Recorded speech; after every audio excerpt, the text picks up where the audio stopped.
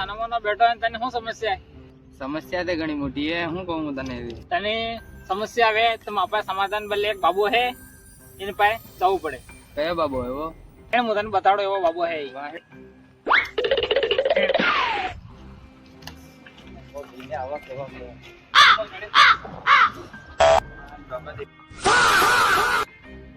નમસ્તે. નમસ્તે નમસ્તે. हमारे एक सोरानी समस्या है.